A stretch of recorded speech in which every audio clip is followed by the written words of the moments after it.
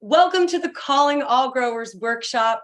I'm your host, Liz Grow, and tonight you will be learning from the best in our Calling All Growers hands-on workshop. Now, as you know, the growers are the superstars of our industry, and there is nothing more valuable than to get one-on-one time with them. But tonight, you guys, we have a huge treat in store. We've got two superstars from each coast joining us. The first is the guru of ganja himself, Ed Rosenthal. And the second, who we'll be hearing from at the second half of the show, is Boston Gardener's own Jon Napoli. But first, I would like to remind you guys that the chat room is open. So if you have any questions or comments for these experts, please don't be shy. Go ahead and put them in the chat, and the guys will answer your questions in real time. First up, it's an honor to welcome back the world's leading expert on growing cannabis, Ed Rosenthal.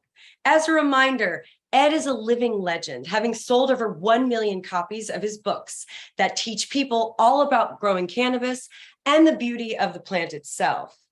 Now, he's also one of the greatest cannabis advocates of all time, as an integral and vocal part of the movement since the 70s. He helped guide the passage of California's Prop 215 and has since become a thought leader and lightning rod in the cannabis justice is social justice conversation. Ed Rosenthal, welcome back to Calling All Growers. Oh, I'm pleased to be with you, Liz. Pleased to be here. It's really an honor. You've taught millions and millions to grow cannabis. So to have you here on Calling All Growers, it means the world to me and certainly to the audience. Well, thank you once again. Thank you for having me. Yeah, so I'm dying to know, what are you teaching us tonight? I'm going to teach you about the wick system, and it has a lot of advantages. It saves water because no water is lost to the ground. And when it saves water, of course, it saves nutrients and doesn't affect the water system with its nutrients. And also, it's self-watering. And by being self-watering, it has the advantage that you don't have to be there watching the plants. It provides water as the plants need it. Well, that's incredible. And as I understand it, we've got some slides to look at. Oh, yes. Great. Yeah, let's dive right into those slides. Let's see. The wick system. Okay, so saving water and nutrients. Now, is this system something that you developed? No, it's been around for many years, and Okay. but many different people have done variations on it, and I feel that no matter what variation you use, this is a really important water, as I said, water and labor saving technique, and especially water where various parts of the country are in drought. This preserves water, and as well, it doesn't affect the land by, for instance, forest lands should not get a lot of nutrients, and if you are growing near forests, a lot of the nutrients would ordinarily seep into the soil, and they won't using this method. Okay. You'll see it once we get to it. Yeah, I'm dying to see it. I got a sneak peek of the slides, and I think I saw a baby pool and got very excited. Yeah. Cool. Can you see the slides right now? Yes. Okay. Cool. What are we looking at? We're looking at a system in operation during midsummer, and we don't see much. You can see a little bit of it on the left, where the white curtains are opened up. The reason why the white curtains are there is to reflect light so that the roots stay cool during the summer. Oh, okay, to reflect light. Yes. Okay. Okay, so as we go on, we'll see it. Well, this is the beginning of it, and there's a bag on the inside of that that pool, you can see it on the left, that little strip of black. That's a planting bag there, and there's been a hole made in the planting bag, and a wick has been put in it. That wick is a nylon cord. I use 3/8 or 5/8 inch nylon cord. It's readily available in stores, and it wicks things up in the same way that tissue will wick water up, and these nylon cords do that as well, and that's called capillary action. So it doesn't require any kind of machinery or anything like that. We'll see that sometimes people add those things, but they're not needed. And let's move on Okay. from this slide. Next. So the bag has been put, the bag is on top of it. We don't see the bag right now, but we see the cords, and the cords are going into another kiddie pool in this case. And there's a pallet there. I don't recommend using wood pallets actually, because wood is sometimes there's sometimes preservatives or anti pest material in there, and but a rubber pallet would be good, or styrofoam blocks. And so the kitty, there's two trays. The bottom tray that there is filled with water and the pallet, and the top tray has those wicks going down. Okay. Right? So it's two kiddie pools and a pallet in between. It could be any two trays. Any two. I'm showing it on a large scale, but this could be used in patios with small containers as well. Okay. Good. Yeah. Yeah. I mean, That's more my speed. Yeah. So let's say you have some plants in your patio and you're going to be away. If you had that wick, and we'll show how to place the wick. If you had that wick and a tray below that was filled with water, the container will wick up the water as it's removed from the soil by the roots or evaporation. It will maintain a moisture level. Wow. So the water essentially, it gets wicked up by the nylon ropes into the soil for the plants. That's right. It just has to reach the bottom of the soil, and then the soil has that same action that the tissue has. It's called, as I said, it's called capillary action, and so it brings everything up to the plants as the plants either use it or as it evaporates. And if you put a covering on the soil, such as we did when you saw that white covering, then there's not much evaporation from the soil to the air. Wow. Yep. Wow. Okay, next. Okay. So that's what it looks from the top. And now that's going to be filled with soil.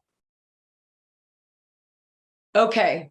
And that is all right. Now, so you've got the ropes going through. That's about 5 feet wide, but you could do the exact same thing with a container that's a foot wide or 8 inches wide. It does not have to be a giant container to do that. I'm just happen to be showing it with this. That's fine. You definitely should be growing at scale and growing large amounts of cannabis. So I'm glad you're using those big containers. Now it looks like you wove the rope through the black material. Yeah, that black material that's called the soil bag. The soil and they're bag. available commercially. So sometimes they're called Smart Pots. That's a brand name, but there are other brands as well. And so I made a little hole in the material. It's a non-woven material, and I made a little hole in it, and then had the push the nylon rope through it, and then you saw that it was hanging down in the previous slide. And now this is going to be filled with soil. This is about this will be filled with about 200 gallons of soil. And marijuana, growers in California use it a lot. They put teen plants in Northern California, they'll put teen plants into these containers, and then so that they'll grow a lot during the summer, and that's how they get the really big plants. From So the sun, from that beautiful Northern California sun. Yep. Next. Okay. Sometime now, what you see there is that is a flush valve, and it's a valve, that it goes it reaches a certain point, and then it stops. Then it stops the water flow. They use it in toilets or variations on those valves, and they're available for all kinds of purposes. And that tube that's coming in is coming from a reservoir that's above this tray, and so the water naturally flows using gravity, and then when the tray is filled, the valve stops the flow of water. They're very inexpensive to purchase, and they don't require any power. It's all mechanical. Awesome. Next. John, are you familiar with this technique? I just kind of want to check in with the Boston gardener. Have you seen this before? Yeah. We sell a lot of smart pots and things like this. It's a great technique, and it also prevents overwatering, which is a very common problem for beginner growers. We run into that all the time. I mean, correct me if I'm wrong, Ed. This would prevent overwatering as well. Yeah. Well, also, John, you would want a soil that has good capillary action, and that the soil like that will also hold a certain amount of water and then drain. So you want to get a soil like that has a good porosity, that has both water and air holding capacity. But you're right that you usually you don't have to water with it. The California growers sometimes they'll add a small pump on a timer, and that will water once a day. But during the summer, it's very hot, and that they need a high capacity, and so that water is just coming from the container. So it's not like big strings of irrigation pipe. It's just going up a couple of feet, a foot or foot and a half. Is there any issues with keeping the temperature and the pH of that water where you need it? Well, do you remember that first photo? I don't want to go back to it right now, but it showed all of the containers they were all covered in that white plastic, and the white plastic is very good at reflecting light, so the water the water and the soil stays cool.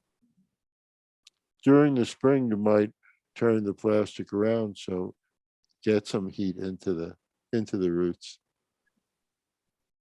Yeah, no, it's a good. I love the technique. I use it myself because growing outdoors, it just makes things a lot easier. You always want to be able to go away for a couple of days in the summer, right? Well, if we go back to we see this last slide. If with that flush valve and a reservoir, you could go away for weeks. Exactly. That's the You don't beauty have of to be this. there. The plants do really well without people being there, as long as they have their needs met. I agree. The more you leave them alone, the better they do. Well, also you have less chance of infecting them. Exactly. Yeah. And put them around that they don't like that. Yeah. Okay, so you're protecting them from, this is a From nice you. buffer. You're protecting them from you. Yeah. Next. Okay, so is this the finished? Is this what the finished product looks like without the, oh, wow. Okay, wow. That looks so cool. Right. Oh my God, Ed, that is so cool. So this fellow was in Oregon, and he was allowed 49 plants. So there are 49 of these containers, and they're fed by, rather than being fed by a reservoir, they're actually fed by a water line that has a proportioner, which adds fertilizer to the water as it travels through the pipes. And see, each one is only getting water as it leaves the tray. So each one is getting water individually as it needs it. Wow. And it knows when more water needs to be added because of the Well, flow, yeah, because the flush, yeah, it automatically, yeah. yeah. That's, It's sometimes called the float valve as well. well, when you said toilet, I thought, wait a minute. I get this, these mechanics here. I mean, it's simple. It's once the valve floats to the top, it stops filling with water. Right, right. There's, Foolproof. yeah. I mean, there's no electricity. There, there are no sensors. It's very simple. But there are some that are made specifically for these horticultural purposes. Mm. Okay, Wow. so this is sort of self-explanatory, right? So each one of there's one pipe that will travel along here, and each tray will be hooked up to that pipe, and there's either water pressure or a reservoir that's above the level of where the water is being delivered, and so that you just have the tube going to each container, and each container gets water as it's required. So if you have a container with a small plant, it's not going to need water as much as a container with a large plant, right? Right. So that valve isn't going to go down as often. I think that's brilliant. I think that is brilliant, Ed. Do we have any other, are there any other Oh photos yeah, in your? next. Yeah, let's. Okay, great. so this is what you, John, you were talking about. You were asking about the roots, and so there's the white plastic that I was talking about. And during the summer, that's very reflective and keeps things cool. And if you were doing this in early spring, then what you would do is turn that plastic around so it gathers heat, it absorbs the sun's rays. And if you keep the roots warm, then the canopy can take a little more cold than it normally would.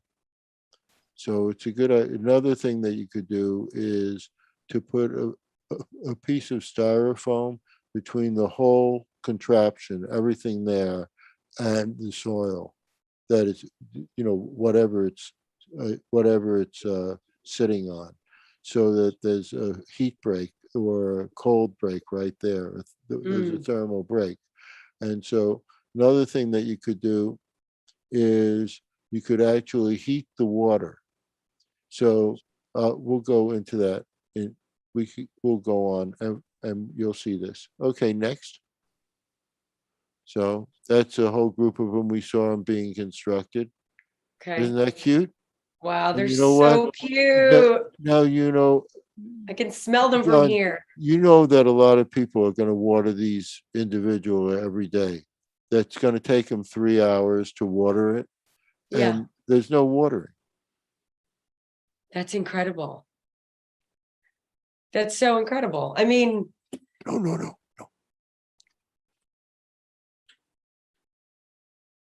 Excuse me for a minute. oh yeah, no problem. Well, why don't more Yeah, growers employ this technique? I mean, watering for 3 hours a day versus, I guess, more work in the front end. It kind of feels like a no-brainer. Well, a to- lot of them also work on timers. There are different solutions to it.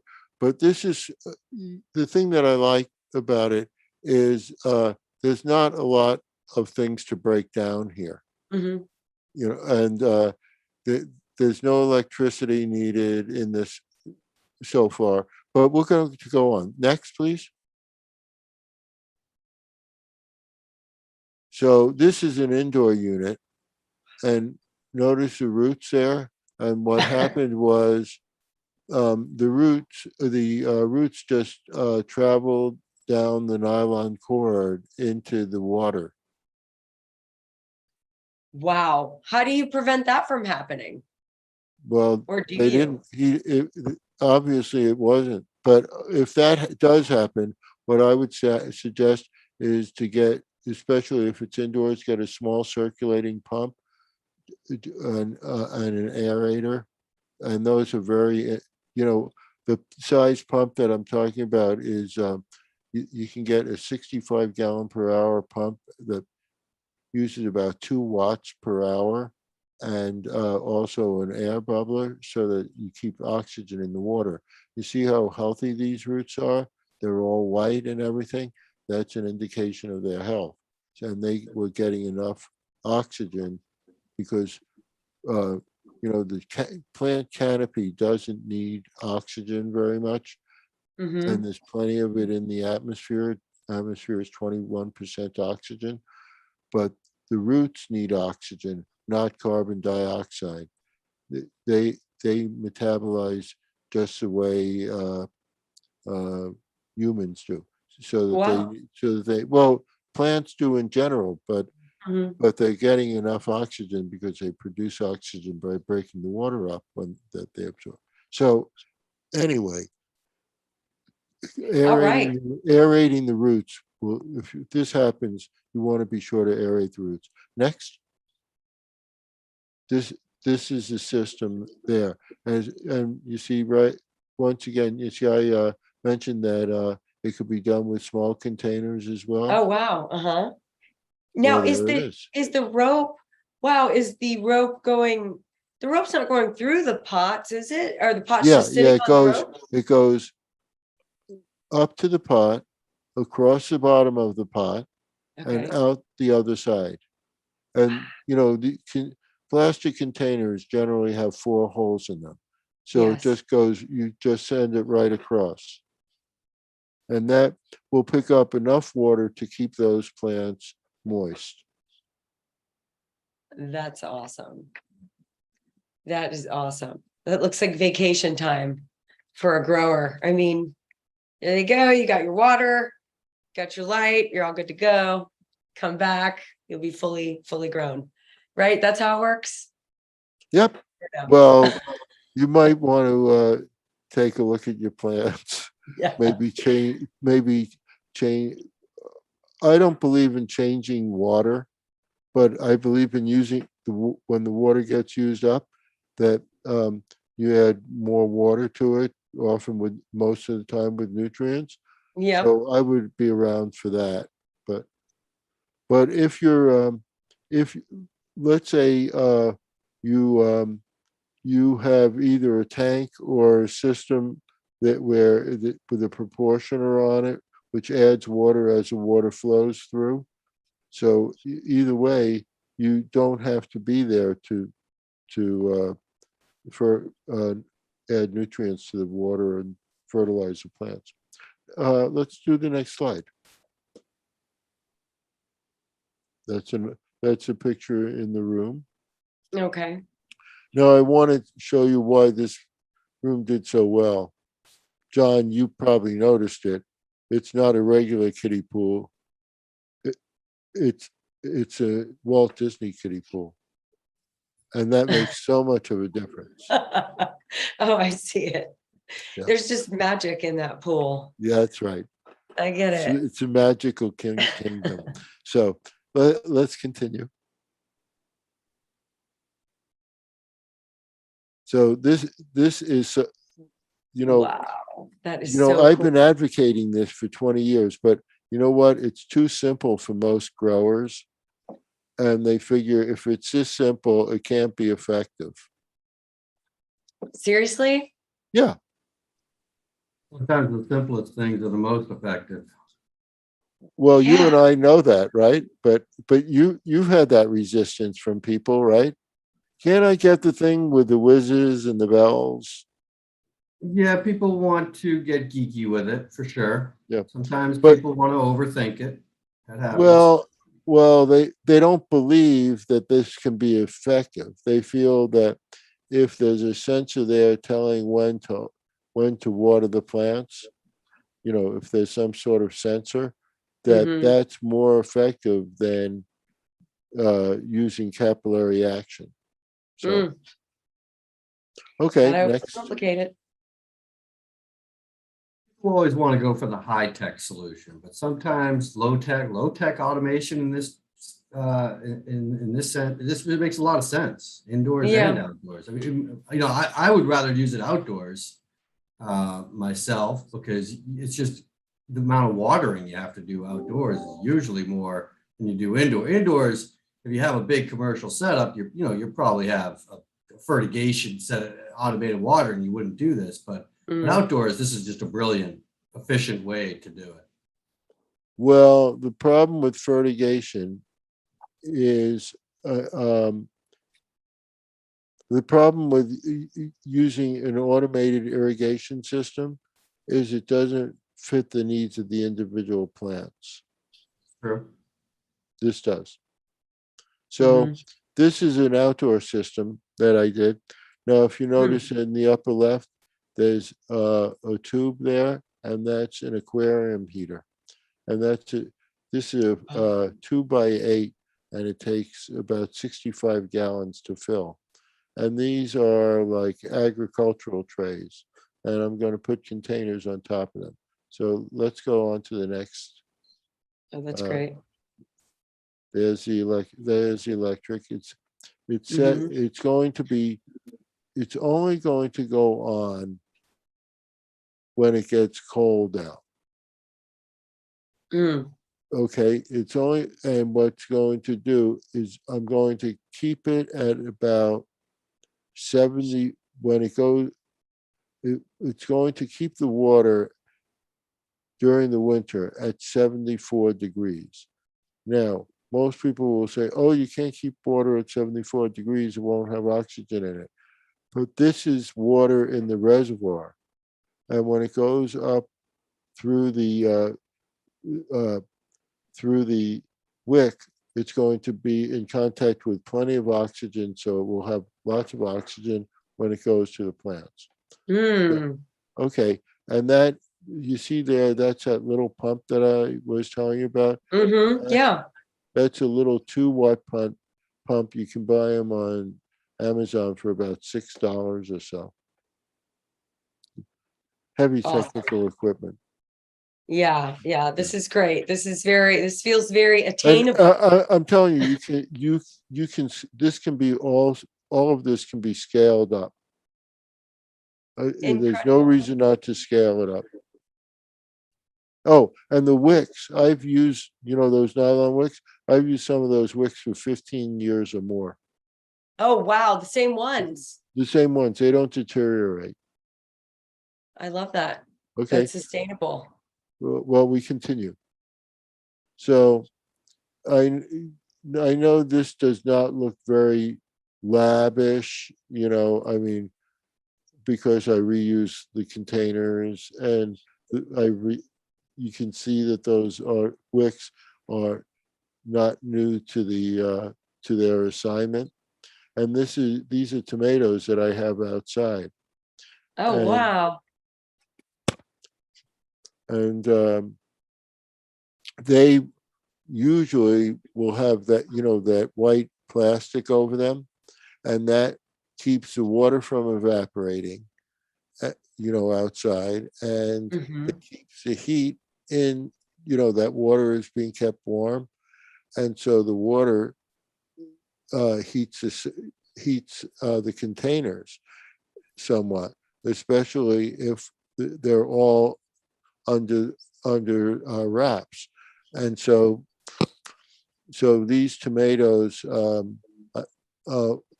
I've these tomatoes, I put this one sheet of plastic over the tomatoes, and instead of the white plastic, and it's over the entire unit.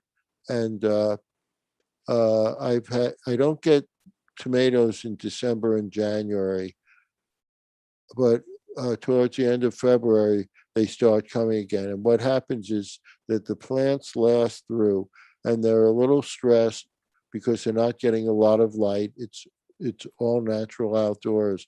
But as soon as the sun starts getting brighter, everything heats up a little bit, and the tomato plants start growing and flowering again. So I have tomatoes in March and April. Incredible. Oh my gosh, Ed, this is such a, I mean, this is a new system to me, and I'm sure it's new to so many other growers, especially first-time growers. So thank you for bringing this and teaching the WIC system to the Calling All Growers audience. We're coming up on our first break, but I don't want to go anywhere until I hear a little bit about your Prisoners of Weed program, your free Yeah. seeds program that's Yeah. benefiting the Last Prisoner Project. Could you tell us about that?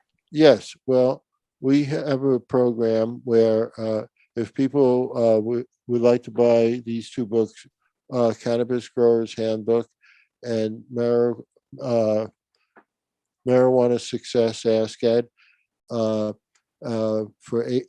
we charge 70, I don't know what we charge for the books, but it's very reasonable. It's worth And it. then, yeah, and then we add 10% that goes directly to the Last Prisoners Project, and and that is an organization started by Steve D'Angelo, and who he has very, very responsible and capable people running it. And the object of that is to get people out of prison. Nobody should be in prison for marijuana, and that's it's as simple as that. Get them out, release them. Amen. So, so we've contributed. Well, we haven't. We sometimes we match these funds, but we've collected $5,000 for the Last Prisoner Project, and so part of it is getting people to be aware of the project, and so they get that, and then they get a pack of seeds, and these are seeds that I'm doing very, very limited. And this, let's see, can you see that? Yeah. So Yes. this is a strain that I helped do, and it's really a hybrid that includes Gelato, Girl Scout, GG4, Gorilla Breath, GSC, and Sunset Sherbet.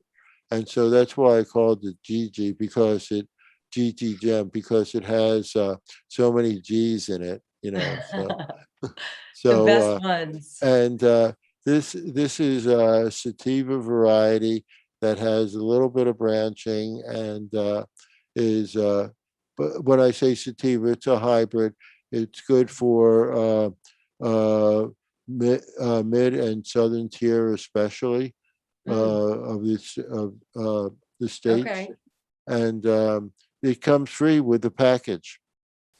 You know, seeds That's are now incredible. legal, so my goal is to distribute 1 million marijuana seeds. That is a 1 beautiful million goal. marijuana seed giveaway. Yeah.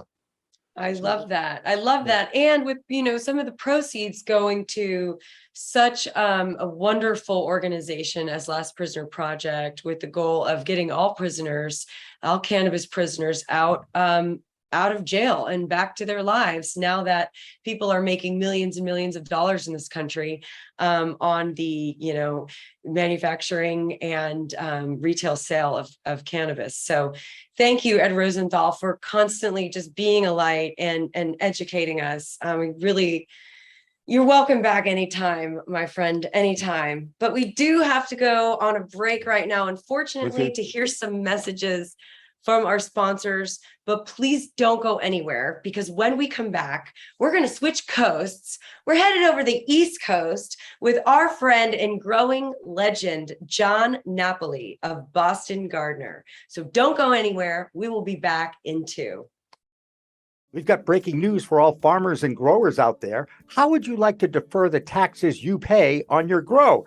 Now you can legally, thanks to a discovery by agricultural tax attorney Michael Berwick of the law firm Greenspoon Martyr. I have been working with tax deferral for 20 years, and my team at Greenspoon Martyr in the tax area got together with our team in the cannabis area.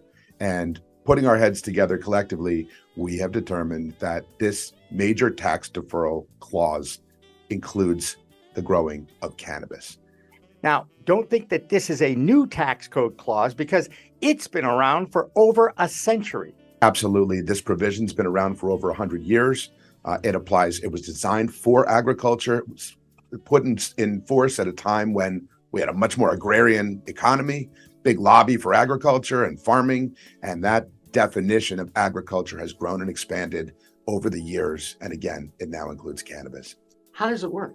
Essentially, it will allow the taxpayer, if done correctly through us, it will allow the taxpayer to defer all state and federal ordinary income taxes for 30 years. To find out more and see if you qualify as a grower, contact Michael Berwick at 305-789-2761 or call toll-free 888-491-1120 and ask for Michael Berwick's office, or just email him at michael.berwick, that's...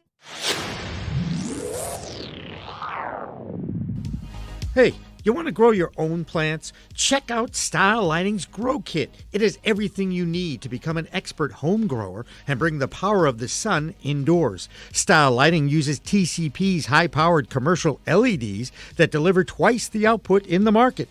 The Grow Kit has a grow bag, a timer, chains to hang the light, and of course the best in the business lighting system by TCP. Check out stylelighting.shop for more information.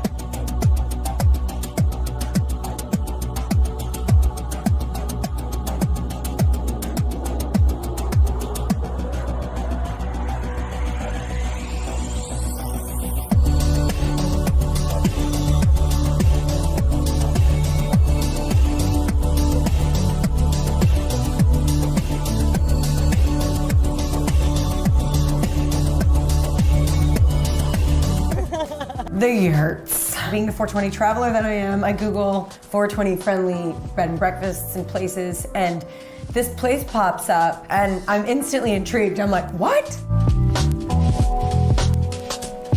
It's a yurt in the middle of a golf course.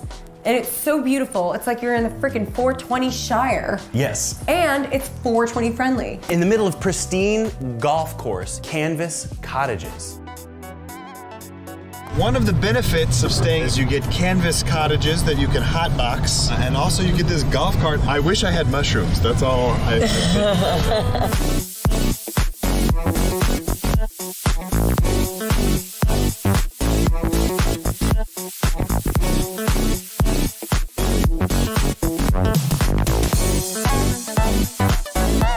Go to Palm Springs, Palm Desert, Coachella Valley, go. It's so easy and it's just so much fun. With those things that we did, those adventures that we went on, there's still more coming. They've been approved for the first coffee shop, cannabis coffee shop. These are really, really exciting things that are pretty cutting edge, and they're happening right out there in that sweet little desert space. Yeah. So get your tuchus to Coachella Valley. Patrick, we slept in a tent last night. In the middle of a golf course? Yeah, in the Coachella Valley. We spent a day doing cannabis adventures, and then we came to a 420 friendly camp out. Yeah, we definitely hotbox that yurt. Up top! We're bringing our Crontourage next time. Definitely bringing our Crontourage next time. Some days I'm like, fuck spitting, not just kidding. I'm always crashing like my phone cause it's bug ridden. He's about this tall and he looks like Santa Claus. Bruce is a hoot. I voted for Hillary. I'm still on probation right now. There's Dr. Hardison.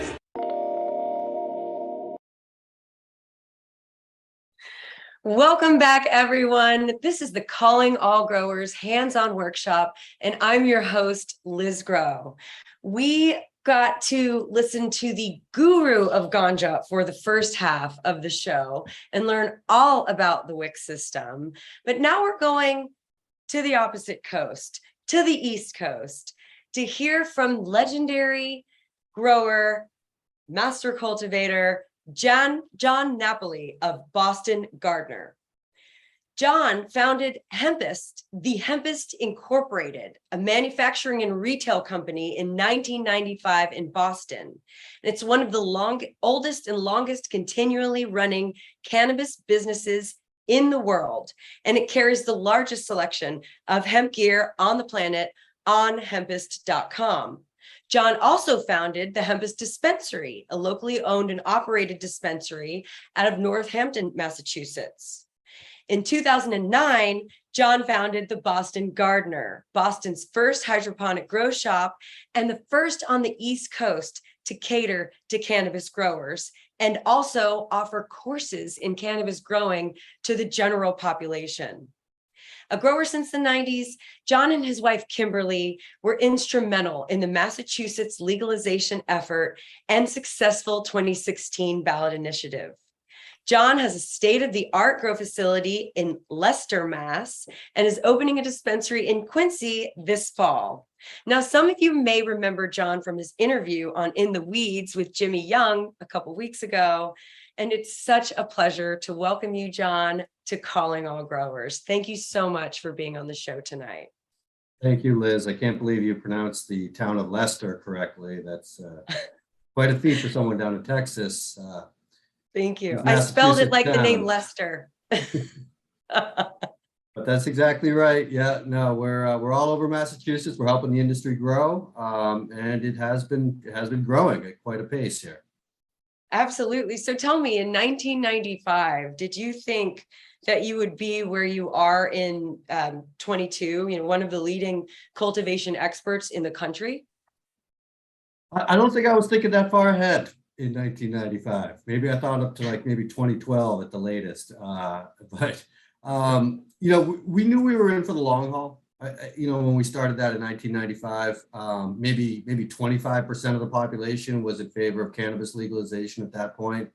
And politician, I wasn't willing to go to try to convince politicians that we needed to change the laws. We wanted to go straight to the people and just change the attitudes.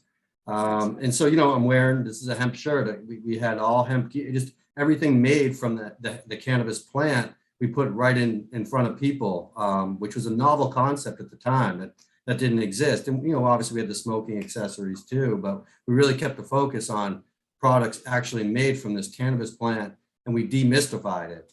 Yes. Because we put it right in front of it. And we still are, you know, we're on Newbury Street in Boston, we're in Harvard Square in Cambridge, we're, like you said, we're in Northampton, Massachusetts, in Burlington, Vermont. We were in places, high volume, high traffic areas. And, you know, people would come in and they could be educated about this plant, or even if you just walked by the store and saw a mannequin with some hemp on it and saw the name, the Hempest, and cannabis clothing, it at least entered into your consciousness that this existed and maybe wasn't what you were told it was. And, you know, we just kept pushing that envelope of reality. You know, we would just do something that pushed it a little bit further and further. You know, carrying all hemp gear back in 1995, that was pretty novel. And that was like, wow, are you guys sure you're allowed to do this? And then, we carried pipes, or then we brought in CBD, even carrying hemp seed back in like the 90s was woo, that's risque. Wow. And then, I started the Boston Gardener, obviously, and we taught people how to grow their own medicine there. And that was, that, wow, you guys are really pushing the boundaries there. And, gradually it just becomes accepted over time. And by the time 2016 rolled around, we had 53% of the vote here, luckily, in Massachusetts. And that really, we were the first on the East Coast. Maine also went at that same time, but it was like 50-50 up there. It was really close. And they had a governor up there who was a little bit wacko, who really held the whole thing back. So Massachusetts, moved forward, and being a populous state that's surrounded by other populous states, it kicked those, it incentivized, and it made those states. Now we have, Vermont, Connecticut, not New Hampshire. New Hampshire's the holdout. Live free or die. Yeah, they're dying. The New York, New Jersey, they all went. They wouldn't have gone if Massachusetts didn't go. So that was really historic. And they don't have ballot initiatives. So, the voters weren't going to have a chance to change the law like we did in Massachusetts. And the politicians weren't going to do it unless the voters did it first here. So that really helped open the floodgates of legalization and the whole cannabis movement and the growth of the cannabis industry here on the East Coast. Incredible. Well, thank you for your hard work, because it's not easy at all, changing hearts and minds, and getting people to take action. When so much of this industry has been underground and hidden, for fear of, persecution, jail time, loss of freedom. It's easy to maintain the status quo if you, quote unquote, have a good thing going. And being from Texas and being in Texas, I know that acutely, and I feel that. So, states like Massachusetts especially are inspirational, I think, to Texans. And we get a lot of strength when we see states turning and then doing so well, with the cannabis economy and benefiting so much. Exactly. The sky never fell. Everyone thought the sky was going to fall. At least, the prohibitionists thought, oh yeah, we're going to have a ton of problems on the roads with the kids and the crime and everything else. And of course it doesn't materialize, and the state ends up making a ton of money. And the towns, the mayors or the select boards that back in 2016 did everything they could to keep these out of their towns. Now, if they see, oh, wait a minute, these don't cause any problems, and we're getting all this free revenue, I think we're going to let a few more into our town now. And so that's where we're at in Massachusetts. Like, Western Massachusetts looks like Colorado right now. And Eastern Massachusetts, within a couple of years will be the same way. We'll be fully saturated, and we'll have a fully functioning cannabis industry here with social consumption lounges, full retail stores in a bulk of the municipalities in Massachusetts, and along with delivery and the whole 9 yards. So it changes quick, because once it's there, people see it for what it is, and it's a positive. Absolutely. People see that it's not as bad as the, government and, reefer madness marketing made it out to be. And, you start to embrace it in every facet of your life. And one thing I love about your story and where you came from, you came from hemp.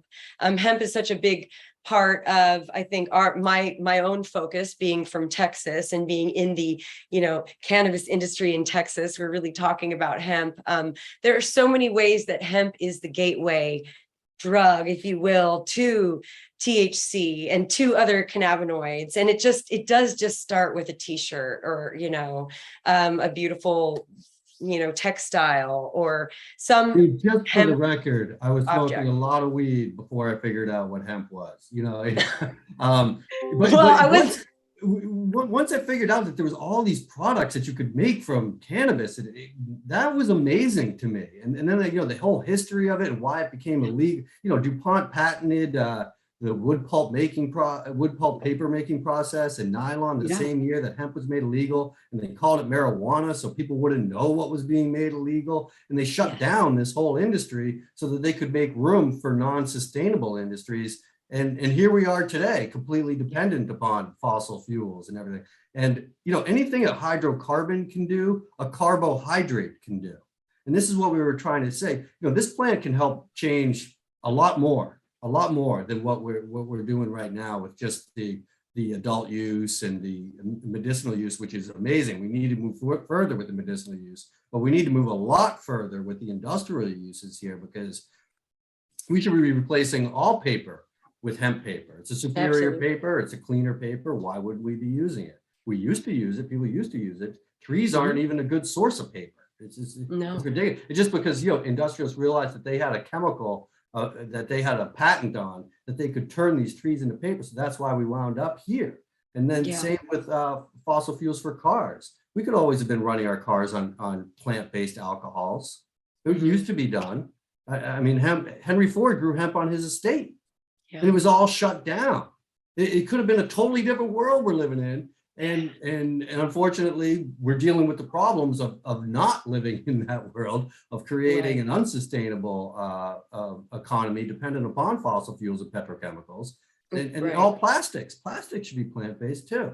It could be a much cleaner world we live in, a much more evenly distributed world as far as the wealth goes, because you can't centralize cannabis growth. It's got to be spread out, or any plant for that matter. Whereas, you own a well, you own a mine or whatever, you control all that energy production. So, it's about transforming our economy, and growers and consumers of cannabis, we should all be supporting, we got to vote with our dollars too. We got to be supporting sustainability, and we got to be supporting this plant in more ways than just supporting the flower. There's many more parts of this plant than just cannabinoids.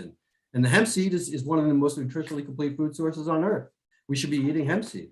But and this is the message I've been just getting since 1995. We've just been putting this out there. This is what we tell people, and and hopefully it makes a difference. It does. It absolutely makes a difference, Sean. And I love this message. You're giving me goosebumps, because really hemp is my jam. I say THC is my side chick. Hemp is my jam, because I believe in everything that you're saying. But, unfortunately, we were drawn away through better living through science. And we believed that a better world existed, that we could create everything that we needed through chemicals and patents and brains, when, Mother Nature really offered it the best first. So I'm excited to follow you no matter what, Jon, but certainly follow, your hemp journey. And I'm definitely going to get on the hempus.com after this and do some shopping, because that's the best way for a consumer to vote, is to vote with their wallets. So all the hemp aside, we got all hyped up on hemp. Let's talk about what you're teaching us today. So, when you said, you mentioned changing hearts and minds, and we are now, we did the cannabis grow classes at the Boston Gardener. Now we want to maybe take it to the next level, as it were, and we're gonna teach people how to grow their own mushrooms at home, and we're all kinds of mushrooms, but the focus is going to be on psilocybin and the different strains of mushrooms that contain psilocybin, and how to grow those indoors very easily, using minimal input, and be able to produce as much as you would need for you and your friends, you and your family. At your own home. So, you want to save money, you want to become independent. And there's a lot of what it is. It's about teaching independence, how to grow your own medicine, your own food. You don't need to be reliant as much as we are on the system. So, and we want to help people change their hearts and minds. I mean, the world isn't going to change unless we change. We need the world to change for the better. We need to save humanity from ourselves at this point, because that's right. We're careening and we're heading towards that cliff, and things are going to get worse. There's going to be a heat belt across the United States. Texas in 30 years is going to have summers that are almost unbearable. And I think of my kids and what they're going to be dealing with, and the mushroom to me is a powerful transformational tool. It's a powerful healing tool. Yes. This is what humanity needs right now. We need a new humanity. And, Yes. we need to create that. I think, cannabis and mushrooms can be a big part of that. And that's about normalizing these medicines, these powerful tools that should be respected, and should you be, people should know what they're getting into with them. But at the same time, a lot of people say, oh, psychedelics aren't for everybody, and I get it. They are very powerful, but I think everybody should try eating mushrooms at some point in their lives, adults. But I think it really is an eye-opening experience.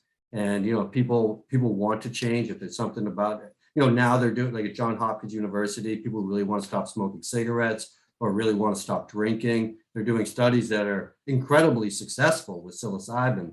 Wow. More successful than any other over-the-counter or, whatever prescription medication that is given to people who want to quit smoking or quit drinking. Mushrooms work in much, much better because they're just changing the way you think is what's happening. They're giving you a new perspective. And I think it's just really helpful. The root cause, changing the root cause, and not, masking it or numbing it or distracting it. Distracting us. I mean, that's what a lot of these medicines do. We, get other pains, and we're numbed in other ways.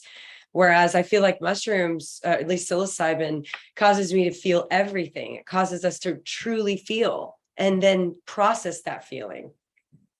Yeah. It gives you sometimes maybe a little distance from yourself. Now you're seeing, oh, I'm having this feeling, or I'm thinking these thoughts that I normally do, but now they seem a little different here, and you kind of realize why you're having them, and you do your own therapy that way.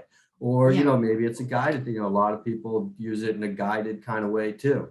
But either way, it's a good way to step outside of yourself for a few hours. It's a good, it really functions as that ego dissolver type of thing. And if you can let that happen, you can really benefit from them. Absolutely. So this is a noob question. Okay. I've never grown mushrooms before. Do you grow psilocybin like you would grow a reishi mushroom? Because I love functional mushrooms as well. I take functional mushrooms daily. I don't take psilocybin daily. What we're going to be teaching, obviously, people grow, there's a ton of great mushrooms out there. Don't want to say that there isn't. And what we're teaching people is the basics on how to grow any sort of mushroom, because they're all pretty similar as far as how you produce them. So we're going to go over that. If you're just interested in gourmet mushrooms, the class is still good for you. The focus is going to be on psilocybin, but we're going to go through everything, different medicinal varieties, how to create different varieties, the whole 9 yards. Wow. Okay. Yeah, no, I am interested in psilocybin. Don't get me wrong. But I just wasn't sure if there was this is how you grow psilocybin. Then there's another class for growing everything else because it's different, no. Okay. Nope. It's a mushroom. It's a mushroom. So, wow. Incredible. So did you have any slides to share tonight? Yeah. Not as many as Ed, but a couple we threw together. Cool. A visual. All right. Yeah. And I am not the mycologist. We're bringing in the mycologists who have more experience than I do. Just so you know, this is not going to be a class right now that I'm teaching. I have grown mushrooms before, but I'm certainly more of a cannabis grower than a mushroom grower. But that being said, here we go with the first slide. This is the life cycle here of the fungi, which starts off as a spore, as everyone knows. And then the most important of growing mushrooms is creating a mycelial network, which is basically the root zone. The mushrooms are all exist underground first before you see anything above ground. It really has to develop underground, and that's where most of the developing happens. And once it's ready, you'll see mushrooms pop up overnight. And then the great thing about mushroom growing is they pop up and you cut them down and then they pop up again. and then you cut them down, and then they pop up again. So you have different flushes that you go through. It's a much shorter growing cycle than cannabis, for instance. There's much less input needed. You don't need big, heavy gear. It's more, it's kind of like a tissue culture aspect of cannabis. It's more of a lab type, it's more of a cleanliness, sterile type of environment that you need to create. But in general, you can produce a lot more in a short time in a small space with mushrooms than you would with cannabis. So after they pop up, those are what's called the fungal bodies, and the fruiting bodies. Well, yeah, the fruiting bodies when you have a full mushroom and the cap and the stem. And we're going to go through all this. This is just bullet points of what we're going to go through and teach you about in the class. I'm going through very quick, but we're going to spend a couple hours with people, and we're going to go through all of these things. Mushrooms as an eco remediator. That's really interesting because different people are doing the research and different toxic type spills or an oil spill, a diesel spill. They put the mushrooms on it just to clean it up or remove heavy metals, and it's really incredible at just taking even a diesel spill and cleaning it up entirely. These mushrooms can do that. Oh, but you wouldn't want to eat those mushrooms. Those mushrooms. No, you're not going to eat those mushrooms. That obviously, those are not your eating mushrooms, but you can use them to it's really interesting aspect of it. And we're just we're going to kind of touch on a lot of these interesting things about mushrooms. Maybe to raise the respect level even higher than just, oh, this is good for me and good for my body and good for my health, but this is like necessary to any healthy ecosystem. And why are we not using this stuff more? Right. Exactly. And then, there's the last bullet point on there is just about how it's, mushrooms aren't plants. Mushrooms they have that fleshy kind of texture to them. Yeah. Mushrooms are more closely related to us than they are to plants. We evolved from the same lineage. Mushrooms, fungus produced the animals and eventually the humans. So that's closer to us. We're closely related to a mushroom than we are to a plant. And so it is more of an animal or kind of thing. So that's why it does, in a way, if you're a vegetarian, you can use mushrooms as a meat substitute very easily, provide you with that same texture, a lot of flavor, and the nutritional value as well. Yeah, that the problem that I've had with mushrooms, I think, is that they feel too fleshy to me to eat like that. So I have to powder them up. For some reason, there's just something about like that it really does feel like flesh. And so having you say that just kind of grossed me out a little bit more, but well, when you're eating meat, you're eating flesh. So I know. And I'm Texan. Okay. So I just had barbecue like an hour ago. So right. I don't know. No, I think Barbecue's it's amazing though. I love the mushroom as a meat replacement, and mushrooms having the ability to, we really shouldn't have anyone hungry on this planet. Right. Because we can grow our food sources. You're exactly right. And when you talk about starvation, you're really talking about protein starvation. That's what people die. That's what you starve from, is not lack of protein. And so, mushrooms and hemp seed actually, while we're talking about it, that's the best source of protein on the planet right there. It's mostly a destin, which is a very edible source of protein. And it's got just as much protein as the soybean and probably more digestible protein. And then mushrooms as well. We're clearly not using these plants enough at this current time in history. Right. Humans before us definitely valued this, but even in this country, this country was founded on hemp and tobacco to a lesser extent.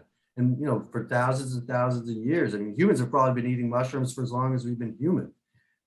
So really, we're living in a little bit of a historical anomaly where we're not using these plants to their full potential the way we used to and the way we should now. And that's kind of the paradigm shift we're trying to create, I guess, is Terrence McKenna used to call it the archaic revival, but it's about using things that we've dropped in the past to move into a new phase of humanity and evolution. I love that. Great. Let's see. Let's go to the next slide. Okay. Oh yeah. So we'll be getting into mushroom reproduction, which is obviously the spores and how they drop and how you're going to create your root zone and everything, and creating the different varieties, which this does get a lot more complicated. This is not going to be, and we're going to offer a class, and we're probably going to have to offer a more advanced class down the line. But essentially, you want to create your own varieties of mushrooms. You're kind of mashing up some spores together, different varieties, hoping it comes out right. Probably doing it a few times, a lot of trial and error. But we're gonna be teaching you right in front of your face, and not only that, we're gonna be supplying you with everything. You're gonna walk out of the class with everything you need to go home and grow your own mushrooms, including the spores.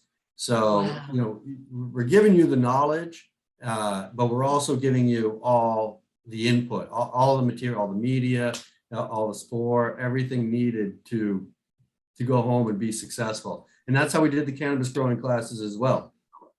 Because we're a hydroponics store, we're a garden shop, we're a supply store. So we have that all in there. So we do the class, and then we help you go shopping.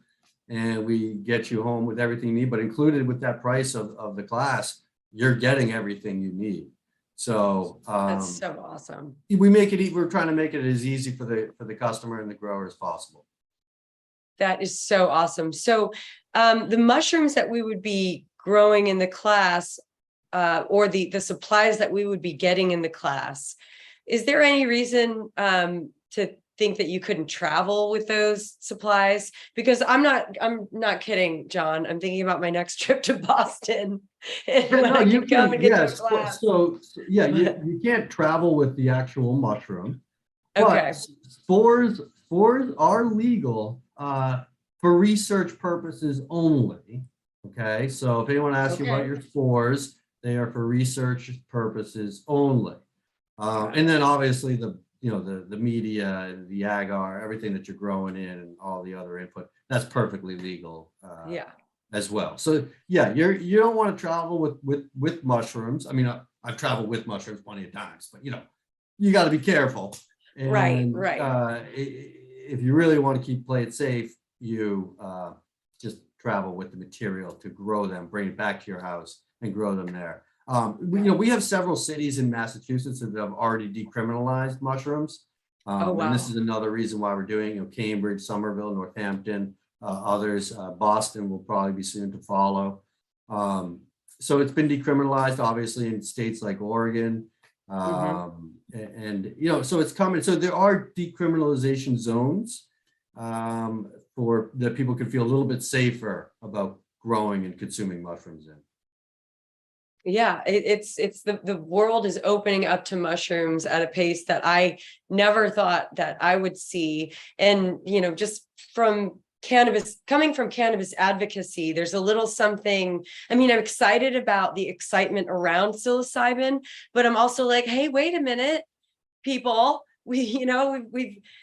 it just seems to be a little bit more accepted, psilocybin, than cannabis. I mean, I guess because it doesn't come with the 80 years of, stigma and lies.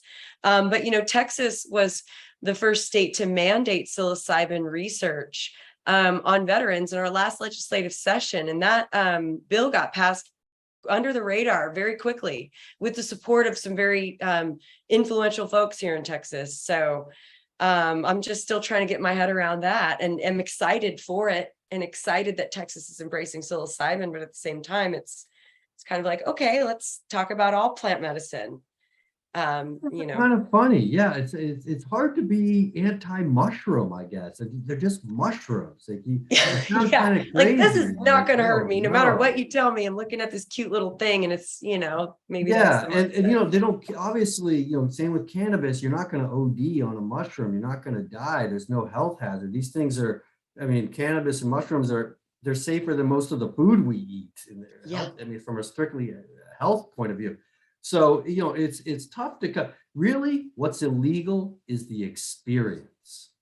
You know, there's no Nailed it. health risk. There's no reason, or you're not going to become addicted to them. It's the experience that's illegal, that historically they don't want you to have the experience. But, you know, people are coming around and opening themselves up maybe a little bit more to having these kind of experiences and see the medical benefits of it. So I think that might be changing. Yes. I see it, like, you know, there's TV shows about it now. There's a lot more acceptance. So I think now, and that's why we're doing it now. We think the time is ripe to start growing mushrooms. I think that's brilliant. I think it's absolutely brilliant. Do you have any other slides? Are there any other slides here? You tell me. Okay, yes, there is. Yes, let's keep going through. I want to see your entire slide deck. Good, yeah. This is the workshop. We have no rules in the Calling All Growers workshop.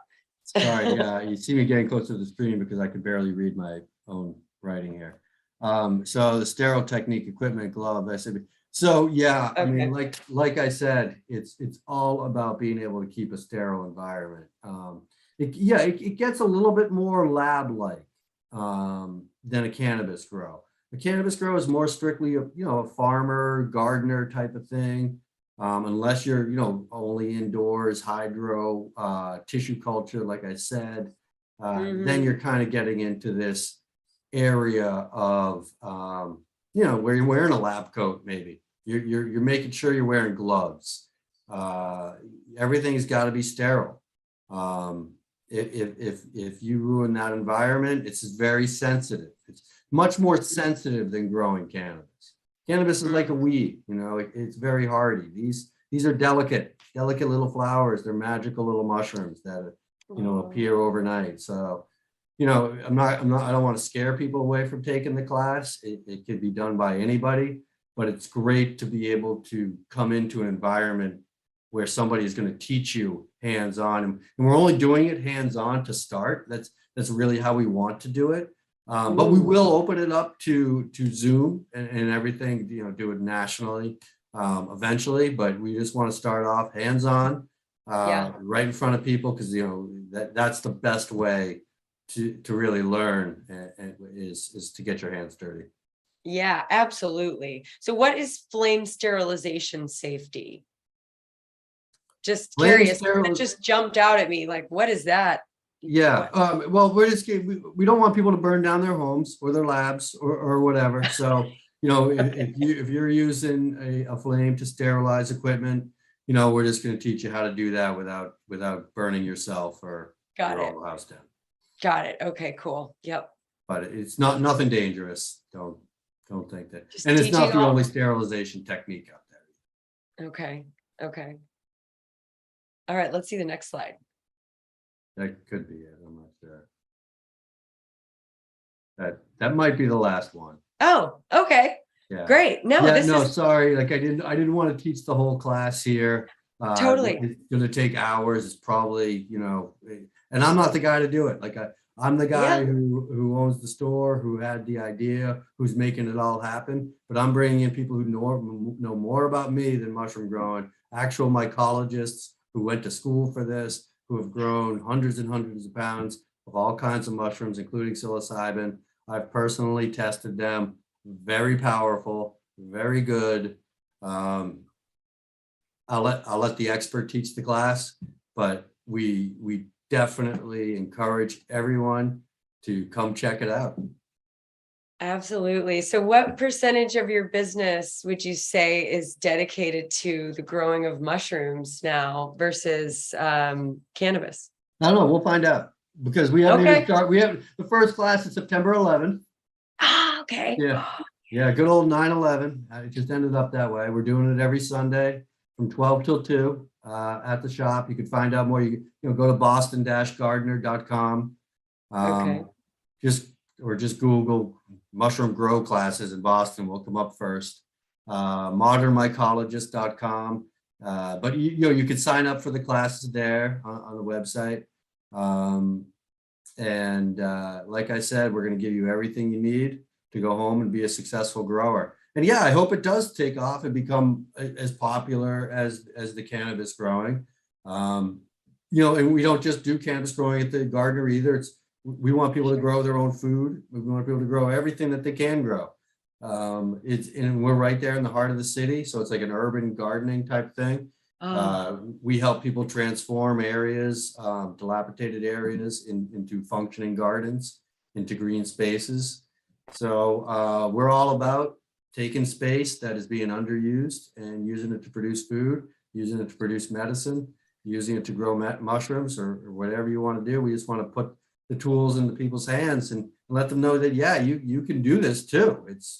People don't think they have green thumbs. Oh no, I can't do. It's easy. You just got to try. You just got to take a class or read a book, and you too can become an expert grower. And what we always tell people is your homegrown can be better than anything you're going to buy.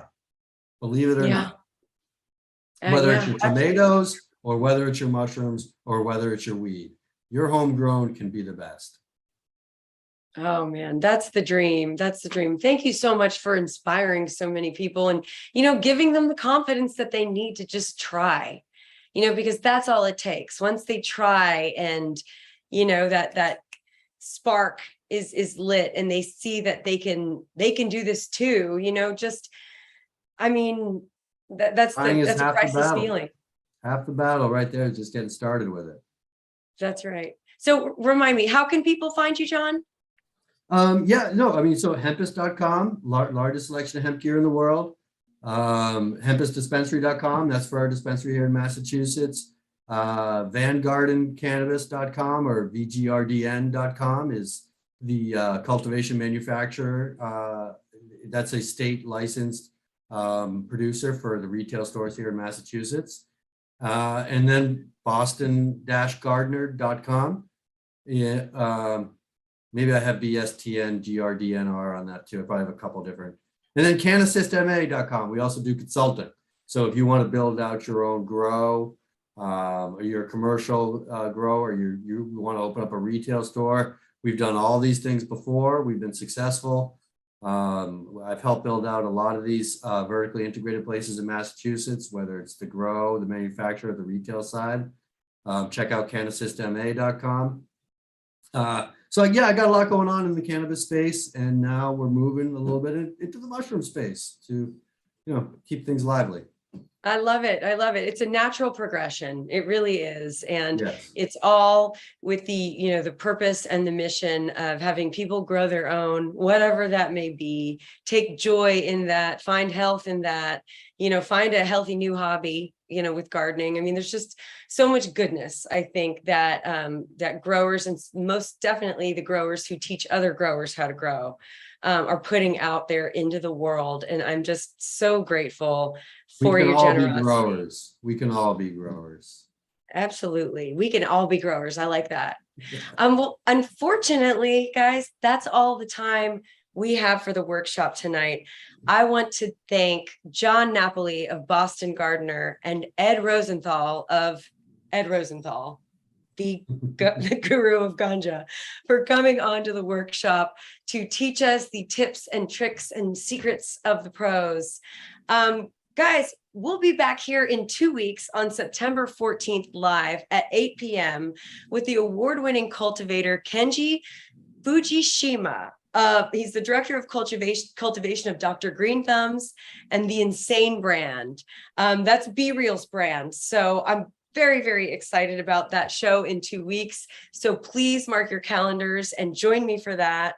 And again, I want to thank our guests, Jon Napoli and Ed Rosenthal. You guys go find them online, go give them some love. If you're in Boston or the surrounding area, go take a class at the Boston Gardener.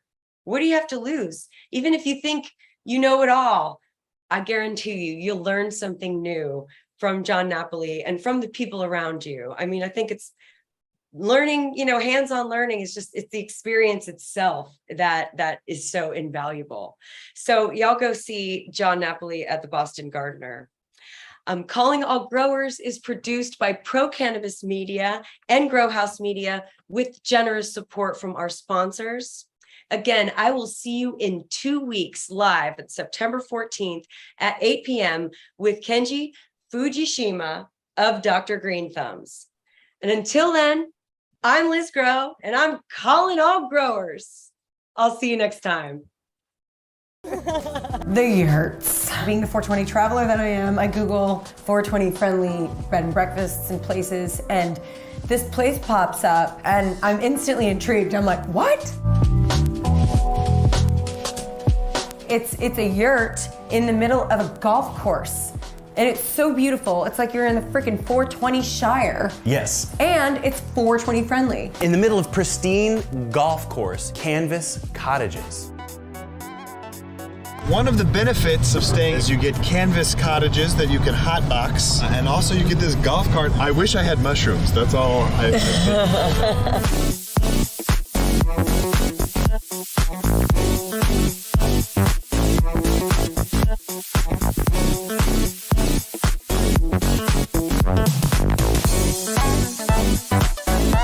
Go to Palm Springs, Palm Desert, Coachella Valley, go. It's so easy and it's just so much fun. With those things that we did, those adventures that we went on, there's still more coming. They've been approved for the first coffee shop, Cannabis coffee shop. These are really, really exciting things that are pretty cutting edge, and they're happening right out there in that sweet little desert space. Yeah. So get your tuchus to Coachella Valley. Patrick, we slept in a tent last night. In the middle of a golf course? Yeah, in the Coachella Valley. We spent a day doing cannabis adventures, and then we came to a 420 friendly camp out. Yeah, we definitely hotbox that yurt. Up top! We're bringing our Crontrage next time. Definitely bringing our Crontrage next time. Some days I'm like, fuck spitting. Nah, just kidding. I'm always crashing like my phone cause it's bug ridden. He's about this tall, and he looks like Santa Claus. Bruce is a hoot. I voted for Hillary. I'm still on probation right now. There's Dr. Hardison.